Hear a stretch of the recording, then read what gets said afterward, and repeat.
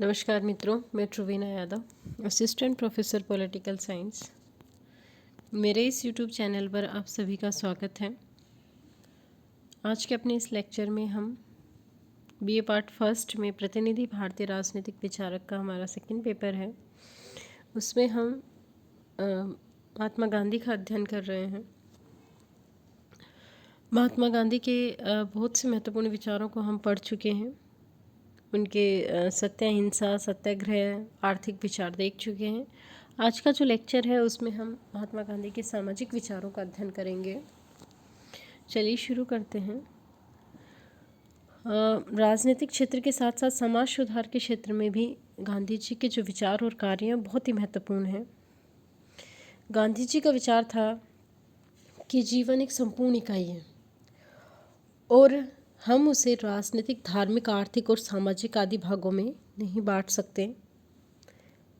अतः समाज सुधार का कार्य राष्ट्रीय मुक्ति आंदोलन के साथ साथ चलना चाहिए।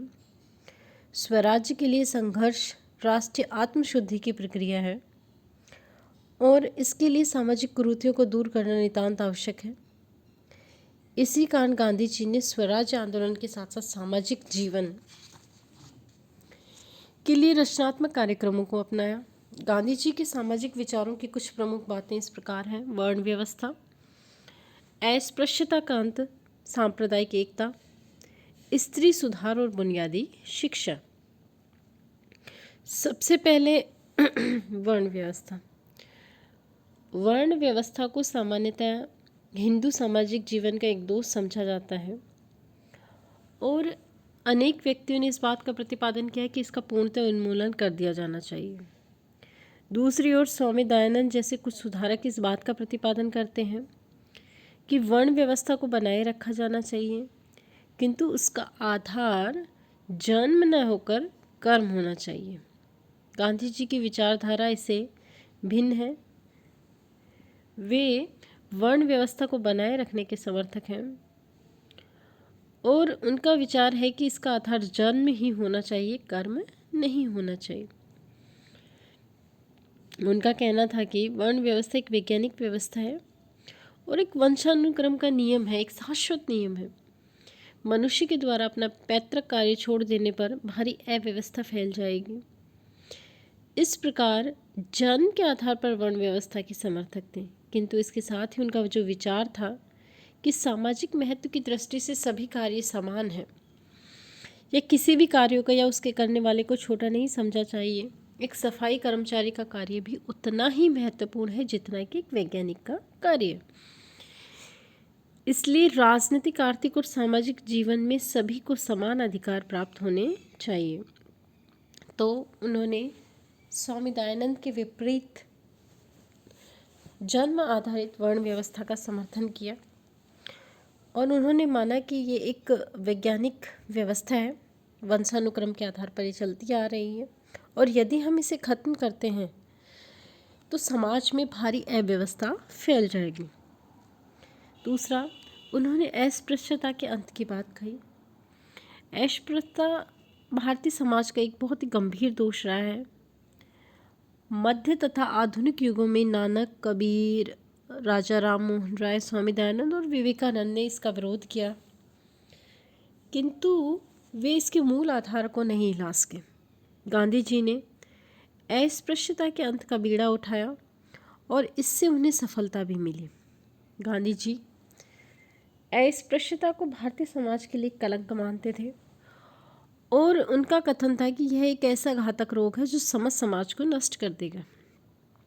वे अछूतों को समान सामाजिक, राजनीतिक और आर्थिक अधिकार दिलाने के पक्ष में तो थे ही, उनके द्वारा सबसे अधिक जोर इस बात पर दिया गया कि अछूतों को भी स्वर्ण हिंदियों के समान ही मंदिरों में प्रवेश, पूजा, आराधना का अधिकार मिलना चाहिए। और उनका मानना था कि अछूतों में आत्मसम्मान की भावना जागृत होगी, उनके प्रति स्वर्ण हिंदुओं का दृष्टिकोण बदलेगा। गांधी जी ने स्वर्ण हिंदुओं व अछूतों के बीच विवाह संबंध व गोद लेने के संबंध भी स्थापित करने पर बल दिया। वे अछूतों को हरिजन का सम्मानप्रद नाम गांधी जी ने ही प्रदान किया था और हरिजनों की स्थिति में सुधार के लिए उन्होंने जितने प्रयत्न किए संभवतः उतने अन्य किसी भी व्यक्ति के द्वारा नहीं किए गए। तो इस प्रकार वो अस्पृश्यता के अंत की बात करते हैं और सबको समान अधिकार देने की बात करते हैं। अगला है सांप्रदायिकता का अंत। सांप्रदायिक एकता की बात की है उन्होंने। सामाजिक क्षेत्र में गांधी जी एक प्रमुख आदर्श भारत के सभी संप्रदायों हिंदू, मुस्लिम, सिख, ईसाई, पारसी को एकता के सूत्र में बांधना चाहते थे और उन्होंने सांप्रदायिक एकता विशेषकर हिंदू मुस्लिम एकता पर जोर दिया था। वे मोहम्मद जिन्ना के द्विराष्ट्र सिद्धांत को मानने के लिए कभी भी तैयार नहीं हुए। गांधी जी का कहना था कि धर्म को राष्ट्रीयता का आधार नहीं माना जा सकता। उन्होंने अंत तक भारत के विभाजन का विरोध किया और जब भारत का विभाजन हो ही गया तो उन्होंने हिंदू मुस्लिम दंगों को रोकने की भरसक चेष्टा की। वे सभी धर्मों को समान समझते थे। उन्होंने सांप्रदायिक एकता को बनाए रखने के लिए अपने प्राणों की आहुति तक दे दी। नेक्स्ट है स्त्री सुधार। राजा राम मोहन राय के बाद स्त्री सुधार की दिशा में उल्लेखनीय कार्य करने वाले व्यक्ति महात्मा गांधी ही थे। उनका मानना था कि स्त्रियां किसी भी दृष्टि से हीन नहीं हो सकती। कमज़ोर कहना उनके प्रति अन्याय और उनका अपमान है। उनका कथन था कि यदि सत्य, अहिंसा, सहिष्णुता और नैतिकता आदि जीवन के सर्वोच्च गुणों की दृष्टि से विचार किया जाए तो स्त्रियां पुरुषों से भी अधिक श्रेष्ठ हैं। गांधी जी ने पर्दा प्रथा, बाल विवाह और देवदासी प्रथा आदि स्त्री जीवन से संबंधित जो बुराइयां थीं उनका डटकर विरोध किया और इस बात का प्रतिपादन किया कि स्त्रियों को कानून तथा व्यवहार में पुरुषों के समान ही अधिकार प्राप्त होने चाहिए। किंतु गांधी जी इस बात के पक्ष में नहीं थे कि स्त्रियां आर्थिक दृष्टि से स्वतंत्र होने का प्रयत्न करें और घर के बाहर पुरुषों से प्रतियोगिता करें। उनका विचार था कि स्त्रियों का एकमात्र और पूर्ण कार्य क्षेत्र उनका घर है। यद्यपि वो स्त्री समानता की बात करते हैं, अधिकारों की समानता की बात करते हैं, लेकिन वो किसी भी दृष्टि से उन्हें आर्थिक क्षेत्र में बाहर निकलने का लिए नहीं कहते। अगला जो महत्वपूर्ण विचार है वो है उनका बुनियादी शिक्षा का विचार। बहुत महत्वपूर्ण, इस पर आपका बड़ा नहीं तो छोटा प्रश्न जरूर आ सकता है, तो इसलिए आप इसको अच्छे से समझें। बुनियादी शिक्षा। शिक्षा के क्षेत्र में गांधी जी का महत्वपूर्ण योगदान है। उनका विचार था कि शिक्षा का उद्देश्य शरीर, मस्तिष्क और आत्मा का समन्वित विकास है और इस दृष्टि से वे अंग्रेजों के द्वारा भारत में स्थापित शिक्षा पद्धति को बहुत अधिक दोषपूर्ण मानते थे, क्योंकि उनका कथन था कि शिक्षा पद्धति युवकों का शारीरिक, बौद्धिक और आत्मिक विकास करने में असमर्थ है। जो अंग्रेजी शिक्षा पद्धति है उससे जो हमारे युवक हैं उनका शारीरिक, बौद्धिक व आत्मिक विकास नहीं होता। शिक्षा का माध्यम विदेशी भाषा होने के कारण विद्यार्थियों का और भी अधिक अहित होता है। तो गांधी जी ने देश की आवश्यकताओं की दृष्टि से एक नवीन शिक्षा प्रणाली का सुझाव दिया, जिससे बुनियादी शिक्षा के नाम से प्रसिद्ध है वो। इस शिक्षा प्रणाली की कुछ विशेषताएं हैं जो ये है, निम्न है। सबसे पहली विशेषता है कि जो हमारी शिक्षा पद्धति है उसके अंतर्गत प्रत्येक जो विद्यार्थी है उसको मूल रूप से कोई ना कोई दस्तकारी सिखाई जानी चाहिए, यानी कोई ना कोई हस्तकला सिखाई जानी चाहिए और सभी विषयों की शिक्षा उस दस्तकारी के द्वारा दी जानी चाहिए जिसे सहसंबंध का सिद्धांत स्थापित हो। यानी आप शिक्षा के अंतर्गत हस्तकला को शामिल करें। शिक्षा के साथ साथ क्या हो, बच्चा कुछ न कुछ हस्तकला सीखे ताकि वो अपना रोजगार कर सके, आगे चलकर रोजगार भी होगा और आत्मनिर्भर भारत भी बनेगा, देश की आवश्यकताओं की पूर्ति होगी।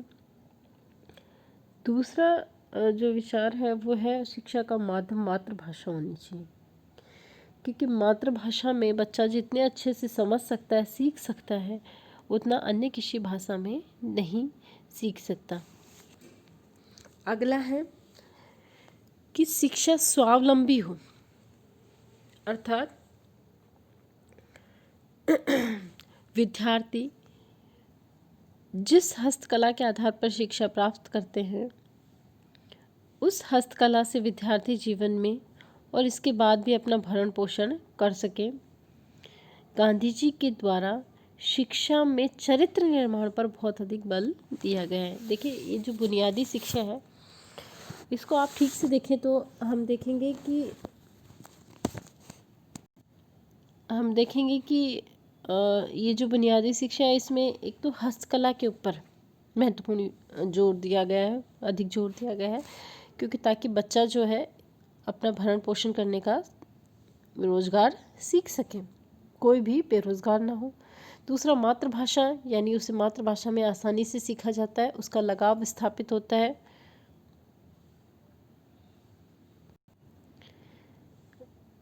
दूसरा है मातृभाषा में आसानी से सीखा जा सकता है, उसका लगाव स्थापित होता है। तो इस प्रकार इसमें मातृभाषा और हस्तकला, इन पर विशेष जोर दिया गया है। तो ये थे गांधी जी के सामाजिक विचार, जिसमें उन्होंने जन्म आधारित वर्ण व्यवस्था, अस्पृश्यता का अंत, यानी सभी को समान माना जाए, सामाजिक जो जगह हैं उनके ऊपर सभी के प्रवेश का समान अधिकार हो, सांप्रदायिक एकता और स्त्री सुधार के वो समर्थक थे। साथ ही बुनियादी शिक्षा का उन्होंने विचार दिया है जो काफ़ी रोजगार परक शिक्षा पर बल देती है। तो ये जो उनके सामाजिक विचार थे इन्होंने न केवल सैद्धांतिक रूप में प्रस्तुत किया, वरन इन विचारों को उन्होंने व्यवहारिक स्तर पर भी लागू करके दिखाया। व्यवहारिक जीवन में भी उन्होंने इनको अपनाया। अस्पृश्यता के अंत के लिए उन्होंने हरिजनों के साथ बैठकर खाना खाया, हरिजनों की बस्ती में गए। वो सांप्रदायिक एकता के लिए वो जगह जगह हिंदू मुस्लिमों की एकता का समर्थन करते रहे गए और देश में शांति स्थापित करने की उन्होंने भरसक चेष्टा की। भारत विभाजन का उन्होंने कड़ा विरोध भी किया था। तो ये जो कार्यक्रम थे उन्होंने इनको व्यवहारिक स्तर पर लागू करने का पूरा प्रयास किया, केवल सैद्धांतिक ही नहीं रहे। और यदि ये जो विचार हैं इनको वर्तमान संदर्भ में हम लागू करते हैं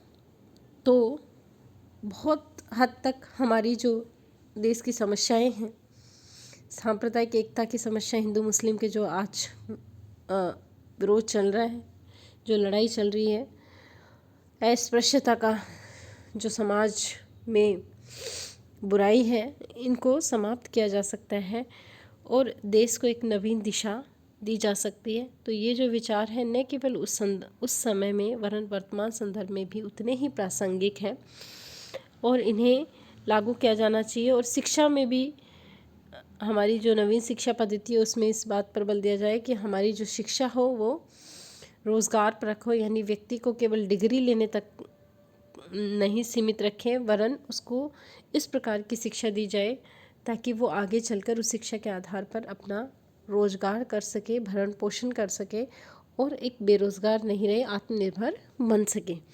तो ये विचार जो हैं वो न केवल तत्कालीन समय में आज भी उतने ही प्रासंगिक हैं, इनको लागू किए जाने का प्रयास किया जाना चाहिए। धन्यवाद।